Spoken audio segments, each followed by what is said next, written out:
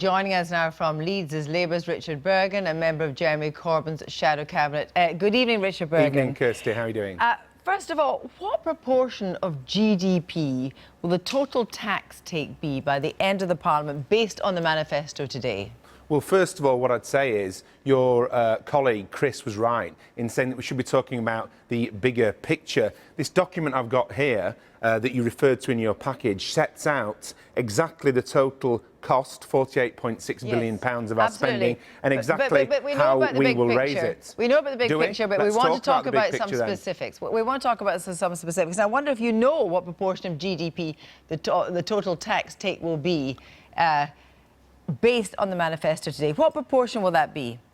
Well, I think what we need to talk about here is if you let me finish, if that's OK. Well, I'm asking a question to which you don't appear to have the reply. I understand your technique, but it seems to me that we are being put on trial for daring to suggest higher public spending, put on trial for daring to set out with greater transparency than any other party has put forward before about how much we're going to spend and how we're going to spend it. You, I presume, have read the document and it's all in there. Yeah. We've got a choice with this interview. We can either do the rather tedious thing of going through each number that's in this document, it's about or we can talk about, or we can talk about the bigger picture. We can talk about, for example, let me reassure you, we are going to go through some of the specific policies in a minute. I just wonder if you had any idea what proportion of GDP the total tax take will be at the end of this Parliament. Just to tell you, in case you don't know, it's going to be 36%.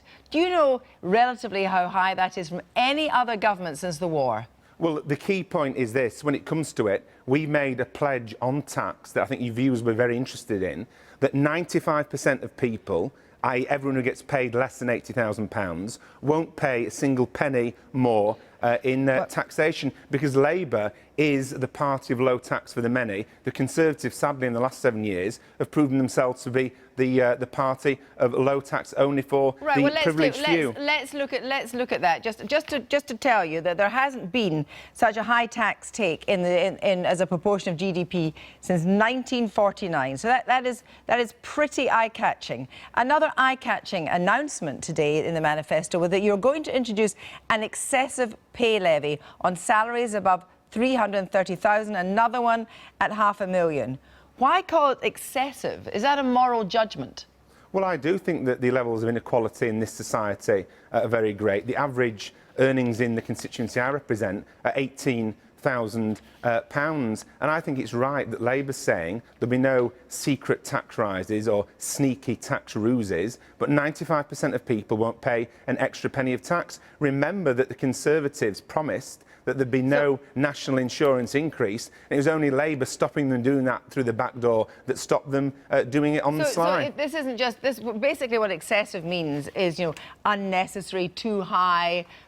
So basically, you believe that people earning over 330,000, be they entrepreneurs, be they computer whizzes, be they CEOs, TV are actually presenters, essentially anybody. are actually earning too much. You think they're earning too much? Well, why can't we talk about in these interviews the many, not the few? Your question so far is focused on the few, about people that earn over £300,000. That's about 0.3% of society. Let's expand this conversation and talk about the 95%. Well, let's talk about that. Well, let's move on to one of your other major announcements today, and that is on scrapping tuition fees. Now, you'll understand that people can be quite sceptical when it comes to people saying there'll be no tuition fees, but you've said that you'll say that you'll scrap them.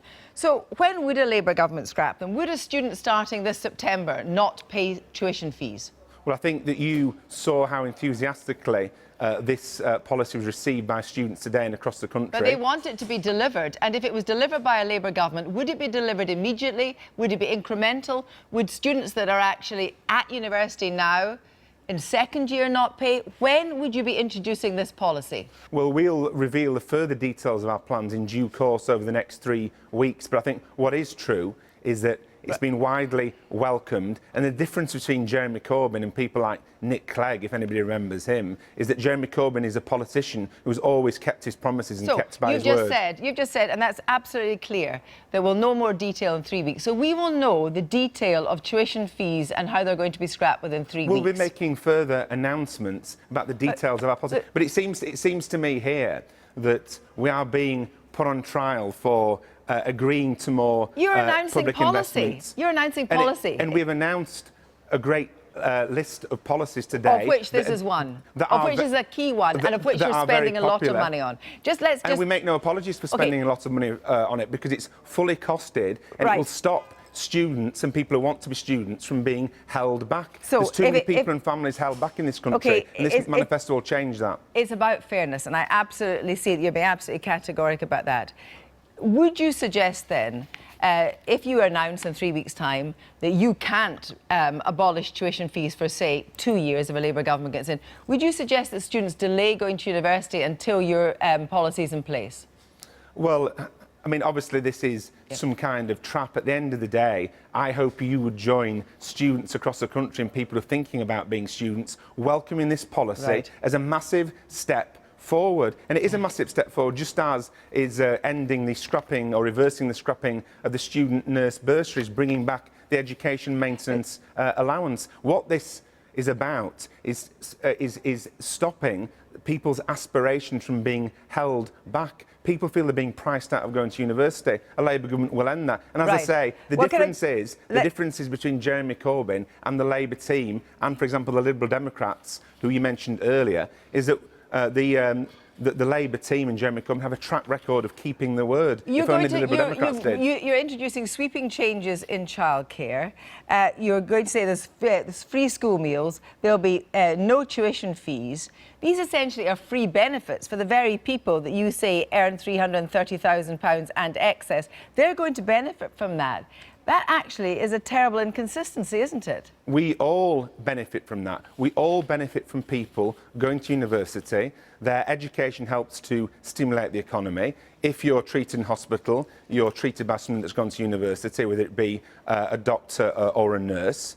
If you go and see a lawyer, you're being assisted by somebody who's been to university. And, for example, our policy of free school meals, some people have criticised it for its universalism. I'm proud of its universalism. Well, on that question of universalism and whether that's going to benefit you, Len McCluskey, the Secretary of Unite, told Politico that if the party holds 200 seats, that will mean this has been a successful campaign. Is he one of the so-called moderate doommongers? Well, Len McCluskey is a great General Secretary. I'm delighted that he was re-elected recently. But all I'm focusing on, and all the Labour team is focusing on, is getting out these policies for the many, not the few. But is he right about that it would be a successful campaign if you take 200 seats? Well, the polls have narrowed. We hope they will continue to narrow. I believe they will when people consider the policies in these manifesto. And we want to win this general election. They say a week's a long time in politics. There's 3 weeks to go. 3 weeks is an even longer time in the politics. We're up for the fight, and we're up to winning this election in order to completely transform things, so things are run in the interest of the many, not the few. Thank you very much. And so we end the system being rigged against people and families. Thank you very much indeed, Richard Burgon. Thank you.